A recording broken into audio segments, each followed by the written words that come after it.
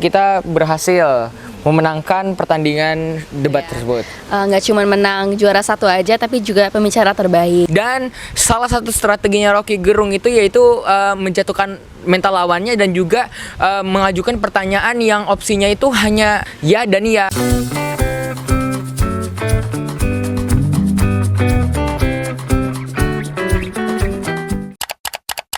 Waalaikumsalam. Jadi kalau pengalaman aku sendiri sih, di awal sampai itu kita sempat dalam tanda kutip jet lag ya.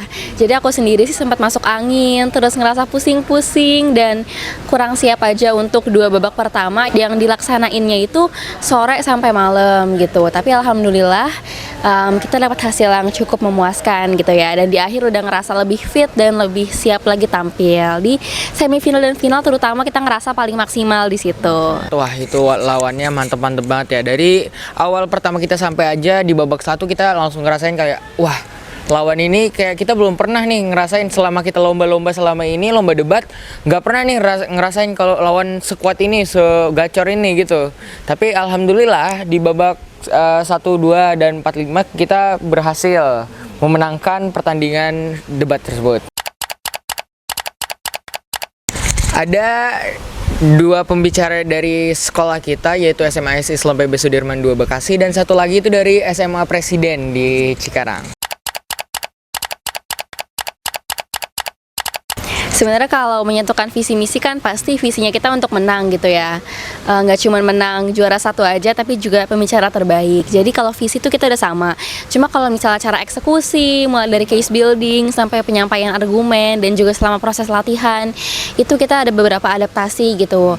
Karena kita baru latihan itu H-2 atau H-3 gitu. Kita datang ke sekolah mereka dan dilatih semuanya kita bareng sama Pak Ferry gitu. Dan dari pelatihan itulah kita mulai menyamakan persepsi dan mulai belajar dan ambil ilmu dari satu sama lain gitu. Oh, kalau kemarin lomba debat tingkat provinsinya itu kita di Kota Lembang. Ya, di Kabupaten Bandung Barat. Benar, di Kabupaten Bandung Barat. Tentunya, soalnya kita itu baru datang aja udah ngerasa kayak udaranya beda banget, dan fisik kita itu sempat ngedrop juga di babak ketiga itu. Nah, tapi dengan walaupun fisik kita ngedrop, tapi kita selalu melakukan evaluasi, terus kita latihan juga dan mengambil evaluasi dari juri-juri itu masukan tentang kita, dan kita terus latihan untuk menjadi lebih baik lagi. Oke, kalau aku pribadi sih udah ikut mungkin sekitar 8-9 kali lah ya, hampir 10 kali gitu. Kalau yang juara alhamdulillah sih mungkin 5 kali ya udah ada gitu. Saya sempat 1 kali nggak satu tim sama Altaf. Jadi waktu itu saya sama Mikaela dan juga sama Sultan gitu. Tapi setelah itu kita reformasi kelompok ya. Dan jadinya saya sama Altaf dan sama-sama IC juga. Cuma setelah itu ganti lagi saya Altaf sama Naila gitu. Sebelum debatnya itu kita dikasih waktu 30 menit untuk building case. Tapi itu tergantung setiap perlombaan itu beda-beda mekanismenya. Ada yang 5 menit doang, ada yang 10 menit, 15 menit, sampai kalau yang LDBI kemarin tingkat Jawa Barat itu 30 menit. Karena waktunya juga buat kita berbicaranya itu pastinya lama gitu. Tapi kuncinya itu ketika kita ngomong, ya kita latihan aja sih sebelumnya ya. Kita selalu latihan untuk mendeskripsikan suatu benda atau mengomentari suatu permasalahan. Dan juga di case building itu caranya kita biar padat itu kita selalu baca berita-berita, meningkatkan literasi, dan juga stay update lah. Pokoknya kita ini sebagai pemuda SMA juga harus melek tentang situasi yang ada di sekitar kita, yang ada di nasional maupun yang ada di internasional, seperti itu. Kalau dari aku sih, selain kita mengonsumsi media massa gitu kayak artikel, kemudian TV, itu kita juga perlu mengonsumsi media sosial. Misalnya dari Twitter atau X gitu kan. Dari situ kita bisa tahu nih persepsi masyarakat terhadap kondisi kita sekarang ini. Atau kalau di debat itu nama dari kondisi sekarang ini tuh disebut dengan status quo gitu.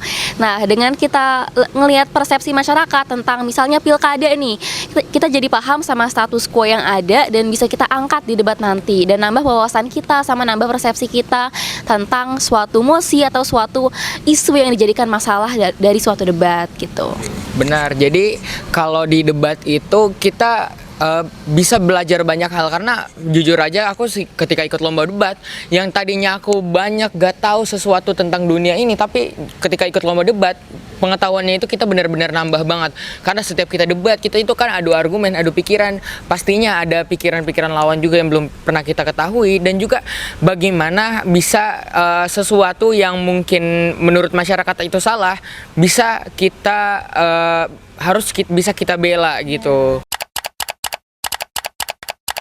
Kalau dalam persiapan sih pasti ya ada waktu-waktu dimana aku harus latihan juga case building, gimana manfaatin 30 menit untuk bisa dapat struktur argumentasi yang bagus. Terus aku juga harus nambah wawasan, harus latihan ngomong juga gitu, dan harus perhatiin video-video dari kakak-kakak yang udah lebih berpengalaman gitu. Contohnya yang berpartisipasi dalam KDMI alias kompetisi debat mahasiswa Indonesia. Itu menjadi parameter bagi kita gitu, gimana kita di LDBI harus mengekspresikan dan memanifestasi diri gitu.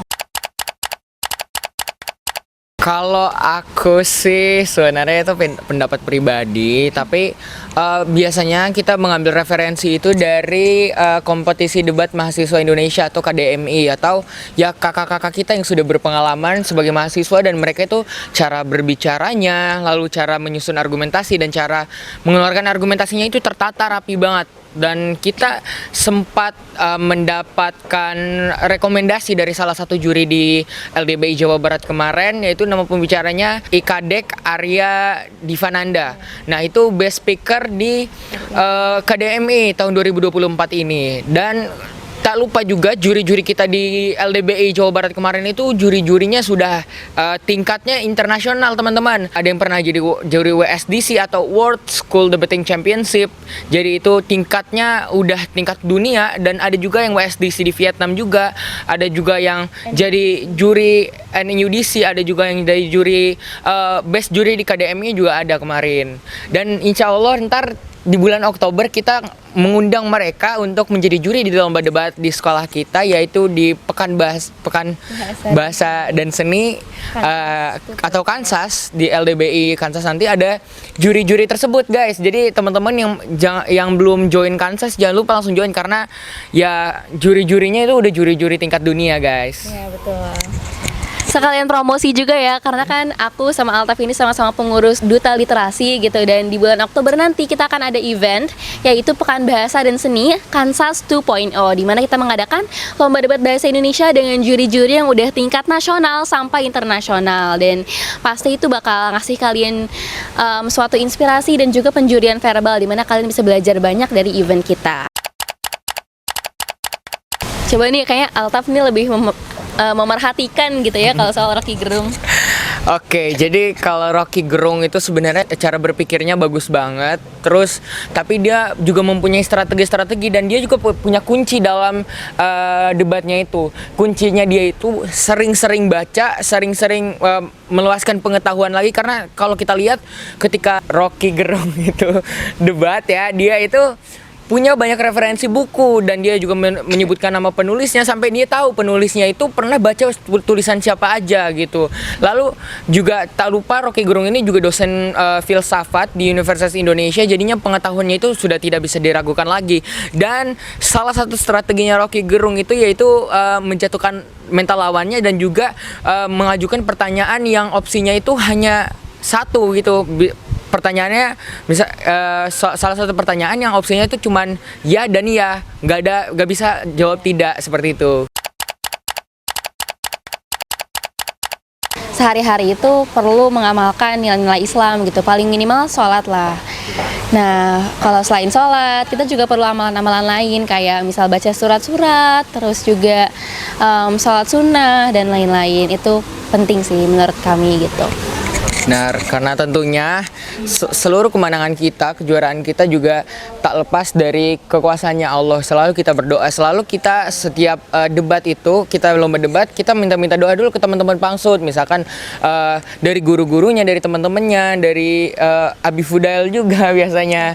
Lalu pokoknya kita selalu insya Allah itu tidak terlepas dari Tuhan ketika kita pengen lomba itu. Dan juga kalau di dalam ranah konteks agama ini juga sering kita bawa ke dalam ranah perdebatan. Contohnya apa? Contohnya ketika kita sedang membangun argumentasi, ketika di final kemarin kita juga ada tentang persepsi masyarakat tentang agama gitu. Tentunya dengan kita belajar Islam itu juga sebenarnya menambah pengetahuan kita gitu di debat. Kenapa bisa terjadi seperti ini? Kenapa ada sebabnya, pastinya itu dilarang di agama kita, ataupun hal-hal lainnya itu pastinya bisa dijelaskan gitu secara logika. Saya Anandita. Dan saya Alta Farezi. Terima kasih ya Kak. Assalamualaikum warahmatullahi wabarakatuh. Sekolah nyaman. Ya Sudirman.